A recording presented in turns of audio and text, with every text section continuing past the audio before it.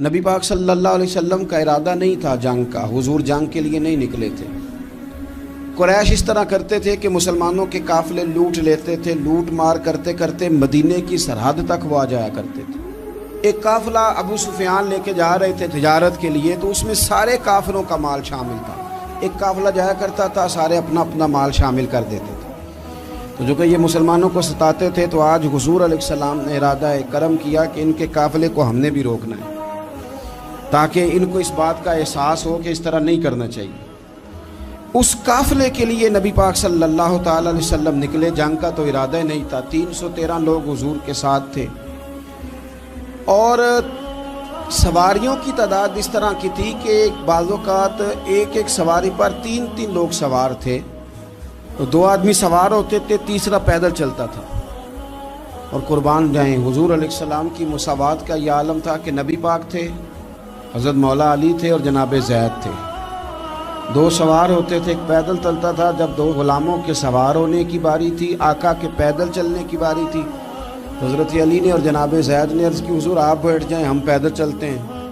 حضور فرمانے لگے نہ تمہارے اندر طاقت زیادہ ہے اور نہ تمہیں ثواب کی ضرورت زیادہ ہے، مجھے اللہ نے طاقت بھی زیادہ دی ہے اور میں ثواب سے بھی مستغنی نہیں ہوں، لہذا تم اگر پیدل چل سکتے ہو تو میں بھی پیدل چلوں گا میں بھی پیدل۔ یہ چیز مساوات پیدا کرتی۔ حضور اس طرح جا رہے تھے۔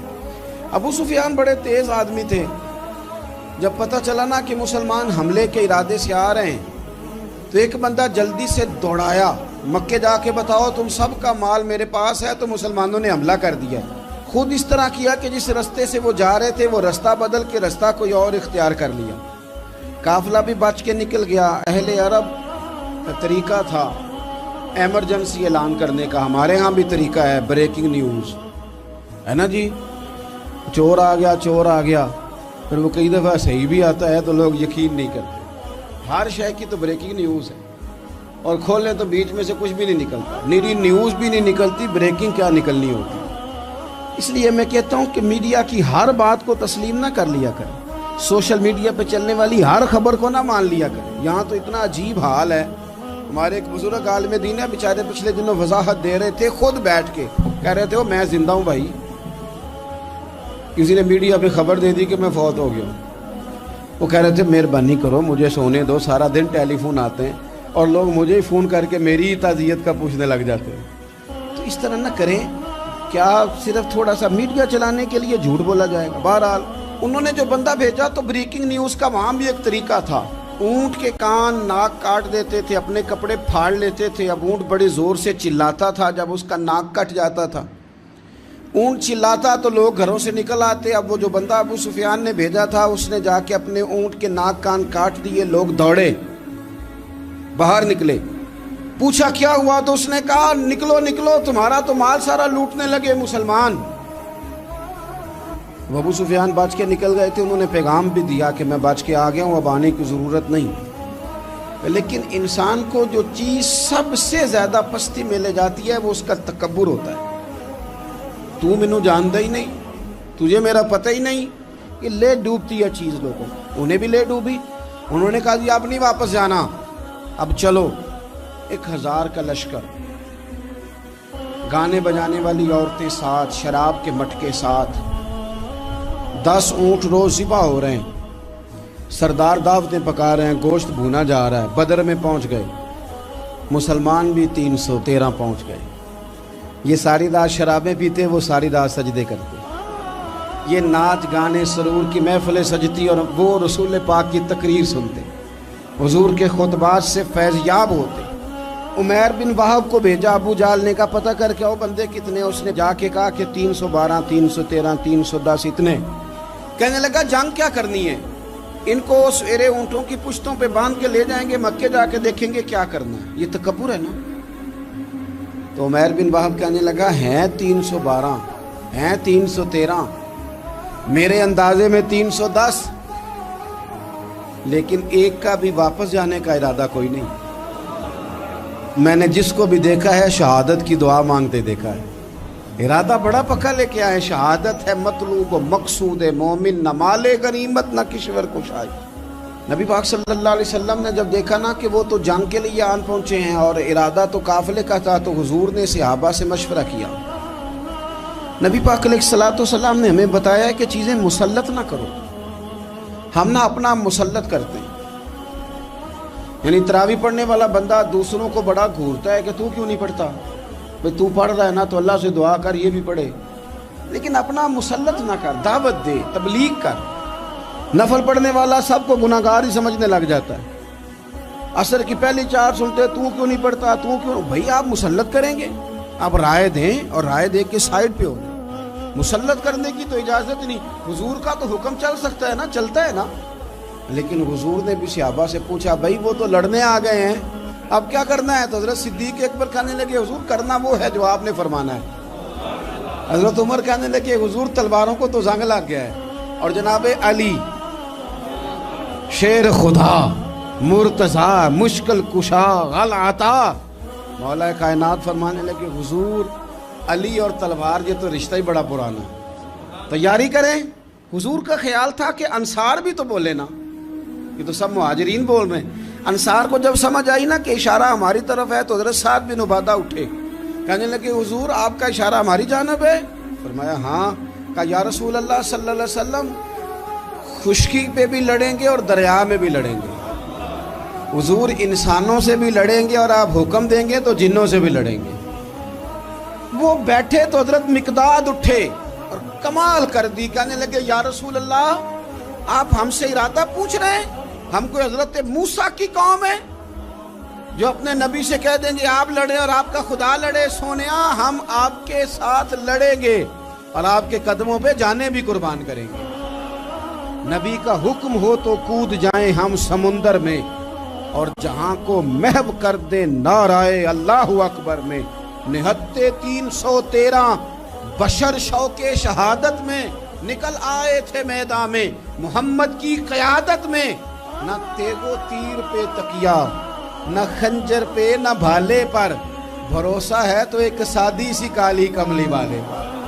نبی پاک صلی اللہ تعالیٰ علیہ وسلم نے جذبات سنے تو فرمایا چلو نہ چلیں، پر چھوٹے چھوٹے بچے واپس کر دو۔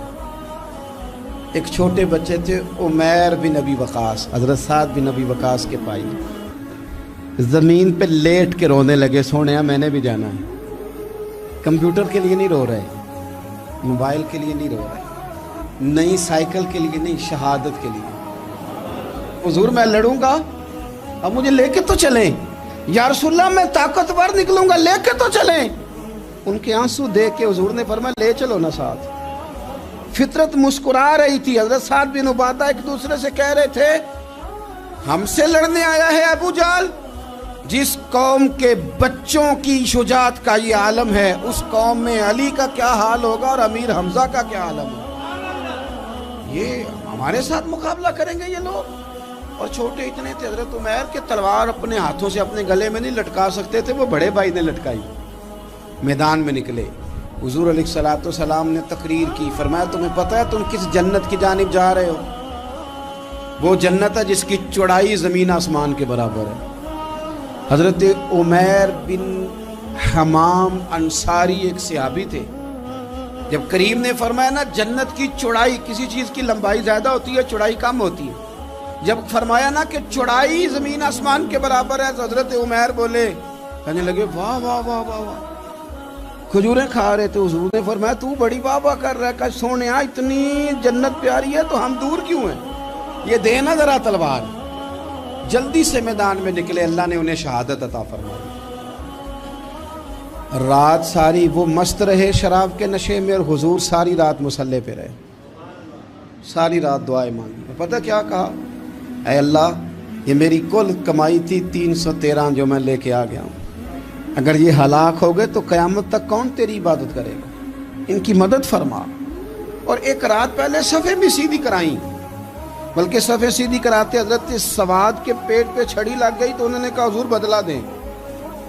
حضور نے کپڑا ہٹایا تو انہوں نے وجود چومنا شروع کر دیا۔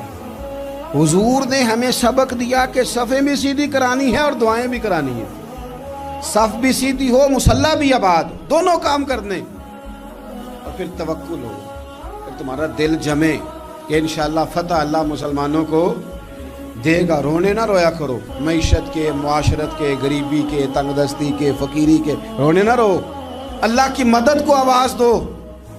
ہم نے وہ لوگ بھی دیکھے ہیں بیچارے جو نہ اسلامی معیشت پہ بات کرتے ہیں، نہ معاشرت پہ، نہ اخلاقیات پہ، اور جب بھی بات کریں گے کہیں گے حضور کو تو علم ہی کوئی نہیں تھا، قاری کچھ نہیں سکتے، مجبور محض تھے معاذ اللہ، یہ تقریریں کریں گے۔ یہ مسلم شریف کی حدیث ہے، کوئی اختلاف والی بات نہیں، پر بعض اوقات نا دل کو تکلیف ہوتی ہے کہ یار اس طرح کی باتیں کیوں کرتے ہو۔ یہ مسلم ہے۔ حضرت انس بن مالک فرماتے ہیں ایک رات پہلے حضور نے چھڑی پکڑی اور میدان بدر میں جا کے فرمایا، لکیر کھینچ کے فرمایا یہاں ابو جہل مرے گا، یہاں عتبہ مرے گا، یہاں شیبہ، یہاں ولید مرے گا۔ حضور نے لکیریں کھینچی۔ فرماتے ہیں باقی لوگ جنگ لڑ رہے تھے اور میں چپ کے لکیریں بھی دیکھ رہا تھا کہ حضور نے لگائی تھی۔ فرماتے ہیں اللہ کی عزت کی قسم کوئی کافر 1 انچ بھی ادھر ادھر نہیں ہوا، جہاں نبی پاک نے لکیر لگا دی تھی وہیں مرا ہے۔ یہ شان اللہ نے حضور کو دی ہے، حضور کے علم مبارک کا یہ کمال ہے۔ نہ اس طرح کی باتیں کریں جس سے امت تقسیم ہو۔ سویرے جنگ شروع ہوئی، صبح 3 کافر میدان میں نکلے، عتبہ، شیبہ اور ولید، 3 انصاری مسلمانوں کی جانب سے مقابلے میں نکلے، لیکن وہ تکبر جو ہوتا ہے نا وہ جان چھوڑتا نہیں۔ تو ولید کہنے لگا، عتبہ شیبہ کہنے لگے ہم نے نہیں ان سے لڑنا، یہ تو ہمارے پائے کے ہی نہیں، پھر قریش میں سے بھیجو، قریش میں سے۔ آپ نے کون سا ناراض ہونا ہے؟ ویسے چودھریوں کے بچے، سیٹھوں کے بچے کچھ بھی نہیں کر پاتے، کیونکہ ساری زندگی لوگ چودھری صاحب کہہ کے دماغ ہی نہیں ٹھیک ہونے دیتے، وہ رہ جاتا ہے کام سے ہی۔ میرے حضرت صاحب فرمایا کرتے تھے، میرے استاد جی، کسی گھر میں علم چلا جائے تو کئی دفعہ نکل آتا ہے، لیکن کسی گھر میں پیری مریدی چلی جائے وہ نہیں نکلتی، کیونکہ پیر کا بیٹا جس طرح کا بھی ہو لوگ پیر مان ہی لیتے ہیں۔ اور اسی طرح کسی گھر میں چودراہٹ چلی جائے تو وہ بھی باہر نہیں آتی۔ بچوں کو لوگ چودھری کہہ دیتے ہیں، اس بیچارے کا بھی دماغ خراب ہوتا ہے، کچھ کر ہی نہیں پاتا۔ یہ چودراہٹ ہر جگہ مصیبت کھڑی کرتی ہے الا ماشاءاللہ۔ ولید کہنے لگا ہم نے نہیں لڑنا، یہ ہمارے پائے کے بندے پہ جو انصاریوں سے لڑے۔ تو فطرت مسکرا کے کہہ رہی تھی لگتا ہے تمہارا جلدی مرنے کا ارادہ ہے، ٹھیک ہے۔ پھر نبی کریم نے فرمایا ٹھیک ہو گیا، چلو۔ ابو عبیدہ بن جراح اٹھے، حضرت عبیدہ اٹھے، حضور نے فرمایا اب اللہ کا شہر امیر حمزہ اٹھے، حضرت امیر حمزہ اٹھے۔ تیسرے نمبر پہ حضور نے فرمایا یا علی یکم، علی اٹھنا جار ذرا نکلنا میدان میں۔ دیواریں ہلتی رہتی ہیں اور در کانپ جاتا ہے، علی کا نام سن کے اب بھی خیبر کانپ جاتا ہے۔ حضرت علی شیر خدا رضی اللہ تعالیٰ، مولا کائنات اٹھے، حضرت امیر حمزہ اٹھے، حضرت عبیدہ اٹھے۔ عتبہ کے مقابلے میں گئے، حضرت امیر حمزہ قتل کیا اپنے دشمن کو۔ شیبہ کے مقابلے میں گئے حضرت عبیدہ، لیکن حضرت عبیدہ بوڑھے تھے، اس نے ان پہ حملہ کیا، ان کا پیر کاٹ دیا۔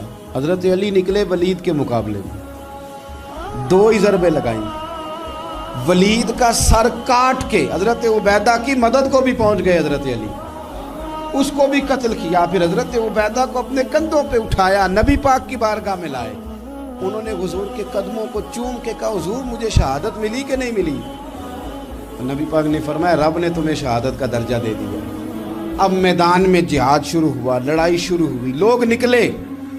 حضرت زبیر بن عوام بھی برچھی لے کے، ایک کافر نکلا، آس اس کا نام تھا، وہ سارا لوہے کا لباس پہن کے آ گیا، صرف آنکھیں نظر آ رہی، بڑے مسلمانوں کو زخمی کر رہا تھا، اب کیسے لڑیں اس کے خلاف؟ تو حضرت زبیر بن عوام کے ہاتھ میں برچھی تھی، بس آنکھیں نظر، اتنی زور سے اللہ اکبر کہہ کے برچھی ماری نا کہ اس کا آپ نے گلا ہی کاٹ کے رکھ دیا، ہر چیز اس کے دماغ سے باہر نکل آئی، زمین پہ تڑپا۔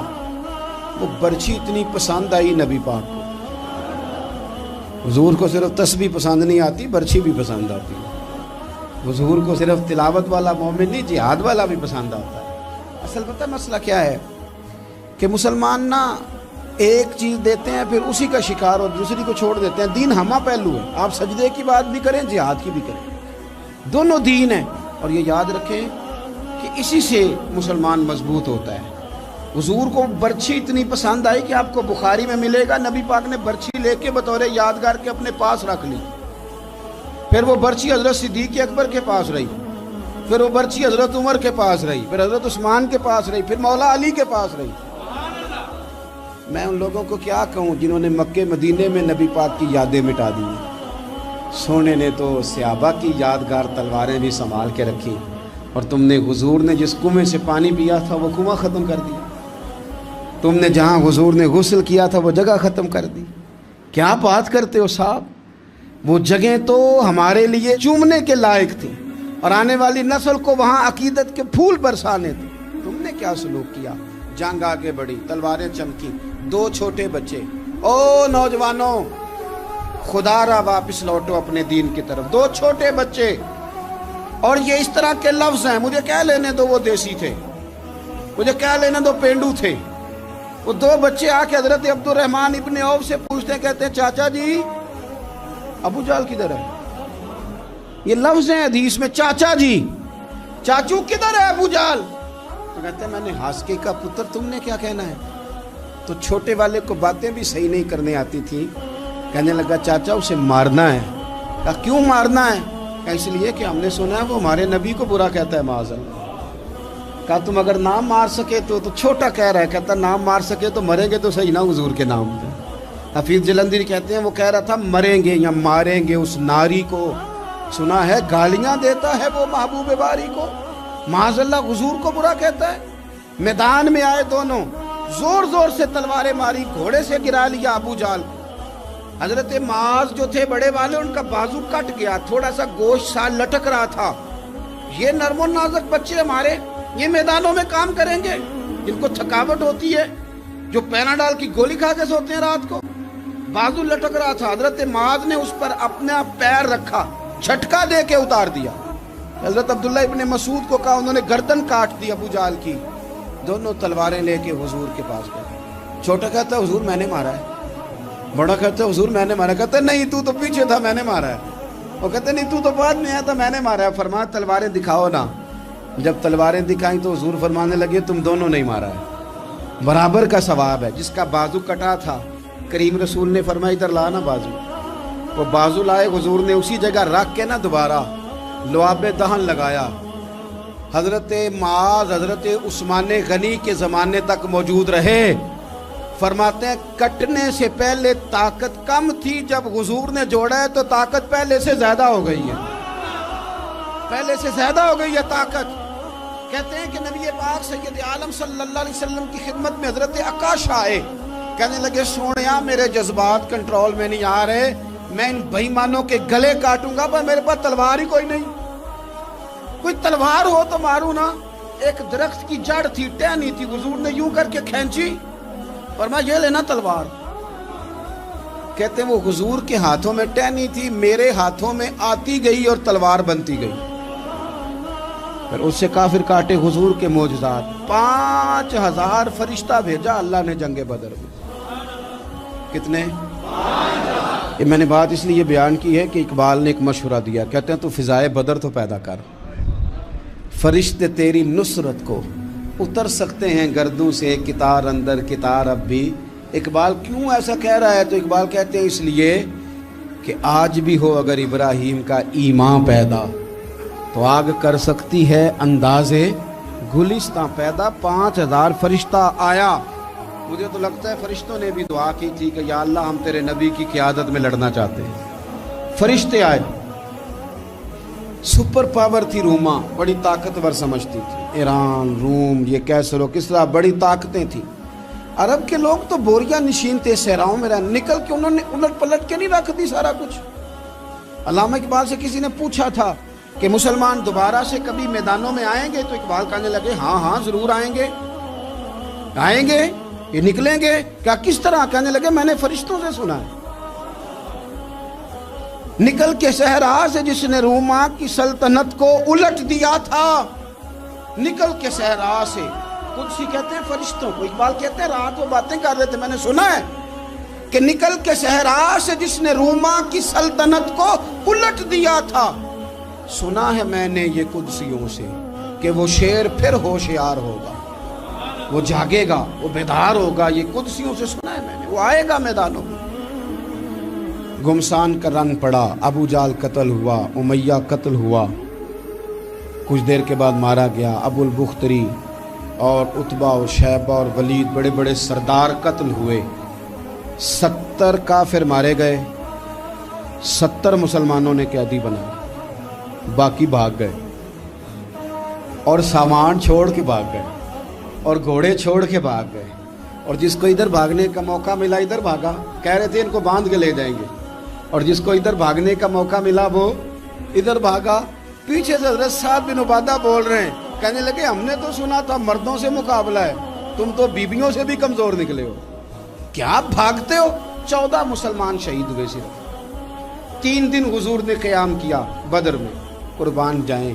जंग का आगाज भी मेरे नबी के सजदे से हुआ और जंग ख़त्म हुई तो फिर करीब सजदे में चले गए। अल्लाह तेरी मदद आई तो काम बना, तेरी मदद ना होती तो कुछ ना कर पाए।